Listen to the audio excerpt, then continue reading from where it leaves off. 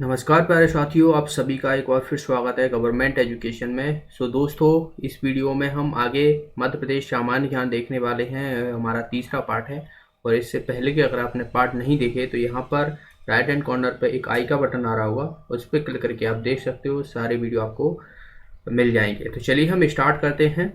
तो पहले क्वेश्चन की तरफ बढ़ते हैं और ये आपके हर एक एग्जाम के लिए इम्पोर्टेंट है। पीएससी, एसआई, पटवारी और कांस्टेबल की बात की जाए और आने वाले टाइम में जो एमपी पुलिस की कांस्टेबल का क्या कैसा एग्जाम होना है, तो उसमें हम आगे बात करेंगे लास्ट में। ओके, तो चलिए देखिए पहले क्वेश्चन की तरफ बढ़ते हैं। पहला क्वेश्चन है यहाँ पर, मध्य प्रदेश के किस जिले की साक्षरता दर सबसे अधिक है? साक्षरता दर मतलब जो है जहाँ पर सबसे ज़्यादा पढ़े लिखे लोग होते हैं। ठीक है, पढ़े लिखे लोगों की बात की जा रही है यहाँ पर। तो ऑप्शन है इंदौर, भोपाल, जबलपुर या ग्वालियर। तो इसका आंसर जो हो जाएगा वो हो जाएगा जबलपुर में जो है वो सबसे ज़्यादा साक्षरता दर है, इसकी है 81%। ओके, याद रखना है 81%, ये परसेंटेज भी आपको याद रखना है। सबसे कम पूछ ली जाए कि सबसे कम जो है वो कहाँ पर है। सबसे कम जो है वो अलीराजपुर में है, अलीराजपुर में। ठीक है, अलीराजपुर ज़िले में है। और सबसे अधिक साक्षरता दर जो है वो बात की जाए तो जबलपुर में है। वहीं अगर हम बात करें कि मध्य प्रदेश की साक्षरता दर कितनी है, तो मध्य प्रदेश की साक्षरता दर आपसे पूछ ली जाती है तो मध्य प्रदेश की याद रखना है 69%। ओके, अप्रॉक्स जो है वो 69 पॉइंट कुछ है, तो 69% आपको याद रखना है कि इतनी जो है वो इसकी साक्षरता दर है मध्य प्रदेश की। ओके, इंदौर में जो है वो सबसे अधिक जनसंख्या है। सबसे अधिक जो है वो जनसंख्या इंदौर में है, जनसंख्या। ठीक है, और भोपाल में जो है वो घनत्व सबसे ज़्यादा है, घनत्व सबसे ज़्यादा है। ठीक है, तो इनको आपको याद रखना है सभी चीज़ों को। घनत्व पूछ ले जाए तो भोपाल में सबसे अधिक है, साक्षरता दर बात की जाए तो जबलपुर में है, इंदौर में जो है वो सबसे अधिक जनसंख्या हो जाएगी। ठीक है, तो इन सबको पॉइंट को आपको याद रख के चलना है। और हम बात करें जनसंख्या की अगर मैं बात करता हूँ तो जनसंख्या दिवस जो है वो कब मनाया जाता है, तो 11 जुलाई को जो है वो मनाया जाता है जनसंख्या दिवस। इम्पोर्टेंट है, याद रखना है। मध्य प्रदेश में जो जनसंख्या की शुरुआत हुई थी गणना की, वो हुई थी 81 में जो है वो शुरू हुई थी जनगणना मध्य प्रदेश में। ठीक है, मध्य प्रदेश में जनगणना जो है वो 81 में जो है वो स्टार्ट हो गई थी। और जो 15वीं जो जनगणना थी वो दरअसल 2011 में हुई थी। ओके, 2011 में जो हुई थी और 10 वर्ष पश्चात जो है वो जनगणना होती है। जैसे 2011 में हो गई, अब जो है वो 10 वर्ष पश्चात होगी, तो जाहिर सी बात है 2021 में अभी की जो जनगणना होनी है। ओके, तो उस हिसाब से जो नए आंकड़े आएंगे उस हिसाब से हमें जो है वो करंट के हिसाब से अपडेट करते चलेंगे। ओके, चलिए अगला क्वेश्चन देखते हैं। यहाँ पर मध्य प्रदेश के किस शहर को तानसेन की नगरी कहा जाता है? तानसेन आपको पता हो तो तानसेन जो है वो अकबर के 9 रत्नों में से एक थे। अकबर के 9 रत्नों में से एक थे जो कि संगीत के लिए जाने जाते हैं। देखिए ऑप्शन है भोपाल, ग्वालियर, इंदौर, जबलपुर। तो इसका आंसर हो जाएगा हमारा ग्वालियर। ओके, तो ग्वालियर में है। और इनका बचपन का अगर हम बात करें, तानसेन के बचपन का नाम क्या था, तो तानसेन के बचपन का नाम था राम तनु पांडे। ओके, तो इनका नाम भी याद रखना है, राम तनु पांडे, जो कि बचपन का नाम था, बचपन का नाम था इनका।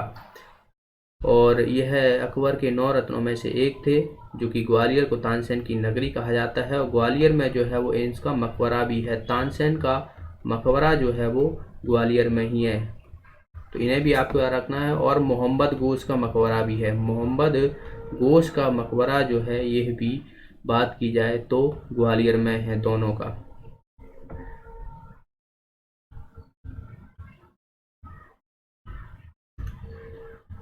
ओके, तो याद रखना है। रानी लक्ष्मीबाई की आपकी समाधि पूछ लिया है तो ये भी ग्वालियर में है। रानी लक्ष्मीबाई की समाधि जो है वो बात की जाए तो ग्वालियर में ही है। ओके, तो इनको भी आपको याद रखना है। कहाँ पर है? फूलबाग पर।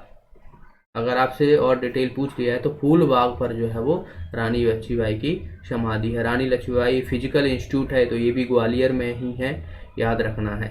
चलिए अगले क्वेश्चन की तरफ बढ़ते हैं। देखिए भोपाल को जो है वो राजा भोज की नगरी कहा जाता है। राजा भोज की नगरी जो है वो भोपाल को कहा जाता है। इंदौर को जो है वो व्यवसायिक राजधानी कहा जाता है, व्यवसायिक राजधानी। ठीक है, राजधानी। और जबलपुर को जो है वो न्यायिक राजधानी कहा जाता है, क्योंकि मध्य प्रदेश का जो हाई कोर्ट है, मेन जो पीठ है उसकी, वो जबलपुर में ही है। ओके, मेन पीठ जबलपुर में है और दो अलग अलग और पीठें हैं जो कि ग्वालियर में है, इंदौर में, भोपाल में नहीं है, याद रखना है। अगले क्वेश्चन की तरफ बढ़ते हैं। एशिया का सबसे बड़ा सोयाबीन कारखाना स्थित है। सोयाबीन संयंत्र या सोयाबीन कारखाना कहाँ पर स्थित है? ऑप्शन है इंदौर, सिंगरौली, उज्जैन, खजुराहो।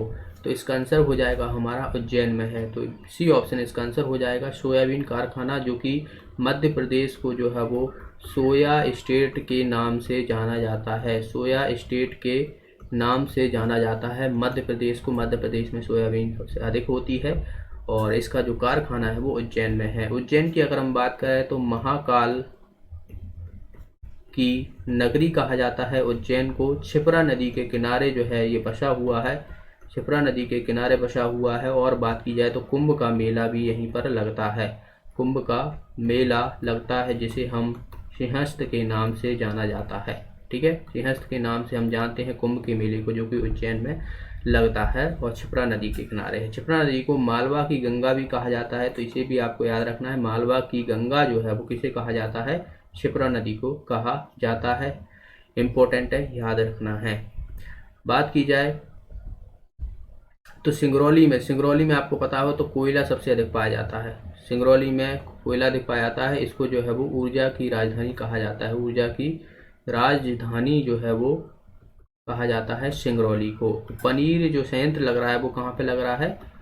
पनीर संयंत्र जो है वो खजुराहो में लग रहा है, जो कि छतरपुर में पड़ता है पनीर संयंत्र। ठीक है, चलिए अगला क्वेश्चन देखते हैं। नेक्स्ट यहाँ पर गजराज राजे सिंधिया मेडिकल कॉलेज कहाँ पर स्थित है? ऑप्शन है ग्वालियर, जबलपुर, सागर, इंदौर। तो गजराज राजे सिंधिया मेडिकल जो कि मध्य प्रदेश का पहला मेडिकल कॉलेज है, ठीक है, पहला मेडिकल कॉलेज है, तो ये कहाँ पर है? ये है ग्वालियर में। इम्पोर्टेंट है, याद रखना है। 1946 में जो है इसकी स्टेब्लिश हुई थी। इसका आंसर हो जाएगा हमारा ए ऑप्शन। ग्वालियर में जो है वो गजराज राजे मेडिकल कॉलेज है। अगले क्वेश्चन की तरफ बढ़ते हैं। नेक्स्ट यहाँ पर निम्न में से कौन सा गलत है?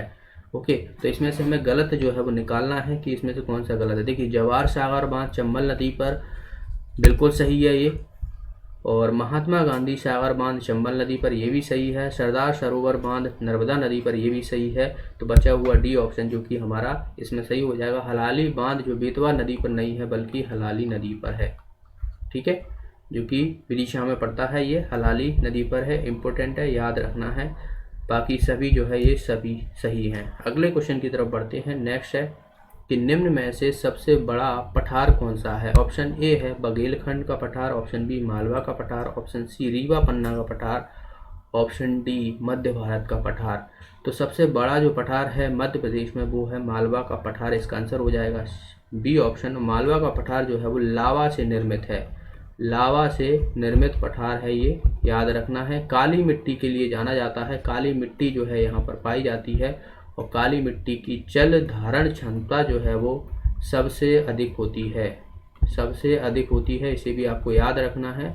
और मालवा के पठार जो है ये इंदौर हो गया। जैसे कि अगर मैं यहाँ पर मध्य प्रदेश का जो है वो नक्शा बनाता हूँ, ठीक है, तो ये वाला जो आप क्षेत्र देख रहे हो ये जो है वो मालवा का पठार है। ये वाला क्षेत्र आप देख रहे हो, ये वाला क्षेत्र ये मध्य भारत का पठार है, ठीक है। इधर जो है वो रीवा पन्ना का पठार है, ठीक है। तो इन सबको याद रखना है। बघेलखंड का पठार आप देखोगे तो इस तरफ है बघेलखंड का पठार, ठीक है। चलिए अगला क्वेश्चन की तरफ बढ़ते हैं। नेक्स्ट है यहाँ पर मध्य प्रदेश में संगमरमर की चट्टानें कहाँ पाई जाती हैं? ऑप्शन ए है अमरकंटक, ऑप्शन बी भेड़ाघाट, ऑप्शन सी मलाजखंड और ऑप्शन डी इनमें से कोई नहीं। तो संगमरमर की चट्टानें जो है वो यह भेड़ाघाट में पाई जाती है। इसका आंसर हो जाएगा हमारा बी ऑप्शन। जबलपुर से कुछ ही दूरी पर जो है वो भेड़ाघाट एक जगह का नाम है, क्योंकि यहाँ पर नर्मदा नदी चट्टानों से निकलती है और वहाँ पर जो है वो संगमरमर की चट्टानें जो है वो पाई जाती हैं भेड़ाघाट पर। और भेड़ाघाट पर ही जो है वो धुआंधार जलप्रपात भी है जो कि नर्मदा नदी द्वारा निर्मित है। ओके, नर्मदा नदी द्वारा निर्मित है। जबलपुर में जो है वो भेड़ाघाट है। तो ये याद रखना है, इसका आंसर हो जाएगा हमारा बी ऑप्शन। ओके, मलाज खंड किस लिए जानता है? तांबा के लिए जाना जाता है, बालाघाट में है ये मलाज खंड जो कि तांबा के लिए जाना जाता है। अगले क्वेश्चन की तरफ बढ़ते हैं। नेक्स्ट यहाँ पर रानी रूपमती का महल कहाँ स्थित है? ग्वालियर, मांडू, जबलपुर या भोपाल?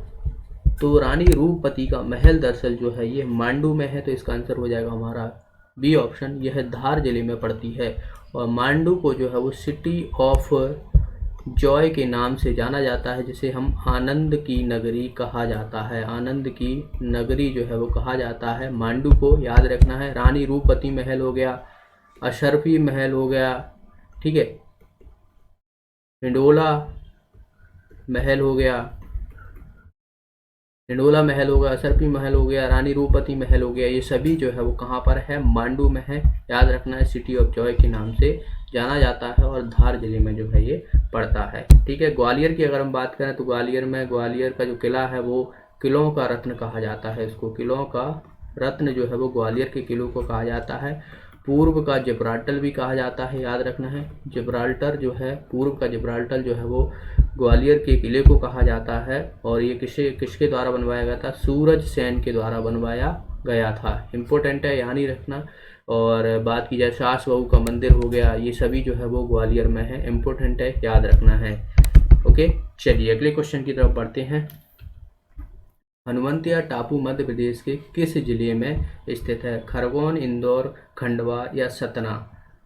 तो इसका आंसर दरअसल जो हो जाएगा वो हो जाएगा खंडवा। खंडवा में है हनुमंतिया टापू, और खंडवा आपको पता हो तो नर्मदा नदी के किनारे स्थित है। नर्मदा नदी के किनारे स्थित है।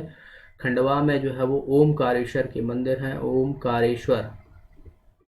ओके, ओमकारेश्वर जो कि 12 ज्योतिर्लिंग में से एक ज्योतिर्लिंग जो है वो ओमकारेश्वर में है, खंडवा में है। और दूसरी अगर हम बात करें तो महाकालेश्वर की नगरी यानी उज्जैन में है। तो मध्य प्रदेश में 2 ज्योतिर्लिंग जो है वो स्थित हैं, एक खंडवा में है और एक उज्जैन में है। ओमकारेश्वर बांध जो है यह नर्मदा नदी पर ही निर्मित है, तो ओमकारेश्वर बांध उन्हीं के नाम पर रखा गया है जो कि नर्मदा नदी पर निर्मित है। याद रखना है ओमकारेश्वर बांध। तो इसका आंसर क्या हो जाएगा? हमारा खंडवा जो है इसका आंसर हो जाएगा। अगले क्वेश्चन की तरफ बढ़ते हैं। नेक्स्ट यहाँ पर नरवर का किला आपको मध्य प्रदेश में जो है वो कहाँ पर देखने को मिलता है? ग्वालियर, जबलपुर, शिवपुरी या दतिया? तो नरवर का किला जो कि राजा नल के द्वारा जो है वो बनवाया गया था। राजा नल के द्वारा उनकी बीवी जो बेगम थी दमयंती बाई, उनके लिए बनवाया गया था ये दमयंती, ठीक है, तो उनके लिए जो है ये बनवाया गया था। और नरवर का किला दरअसल जो है वो ये शिवपुरी में है, तो इसका आंसर हो जाएगा हमारा सी ऑप्शन। इम्पोर्टेंट है, याद रखना है। शिवपुरी में आपको पता हो तो माधवगढ़ नेशनल पार्क भी है, तो इसे भी आपको याद रखना है, शिवपुरी में ही है। इम्पोर्टेंट है। Okay, Madhavgarh national park Shivpuri में। ओके, तो ये थे आज के प्रश्न। अब हम थोड़ी बात कर लेते हैं। जो कांस्टेबल की डेट अभी तक जारी नहीं की गई है, और आपने चौहान सर का वीडियो देखा होगा, उन्होंने जो है एक सत्याग्रह की करने को कहा है, और हम सबको जो है वो सपोर्ट करना है। और जितने से ज़्यादा लोग अगर हम शामिल होंगे, उतनी ही हमारी जो है वो आने वाली परीक्षाओं की सरकार जो है वो सीरियसली लेगी। सरकार तो कुछ बोलती है, न्यूज़ पेपर कुछ बोलते हैं, और वहीं हम बात करें तो पीए वाले कुछ और बोलते हैं। ठीक है, तो इन सब से देखिए अब हमें एक बड़ा सत्याग्रह करना होगा, जिससे इसी साल जो है वो जो कैलेंडर के हिसाब से पेपर दिए हुए हैं इसी साल हो पाएँ, वरना इनका तो टालने का हिसाब है कि 2022 में जो है वो ये एग्ज़ाम कराएं और 2023 में जो है इनका इलेक्शन हो जाए और जीत जाए। तो हमें चौहान सर का जो है वो सपोर्ट करना है पूरा, और सभी को जो है वो शामिल होना है इसमें, और आगे आपको अपडेट कर दिया जाएगा। ओके, तो मिलते हैं अगले वीडियो में। वीडियो को लाइक और शेयर जरूर करना। जो भी साथी नए हैं चैनल को सब्सक्राइब कर लेना। तब तक के लिए बहुत बहुत धन्यवाद।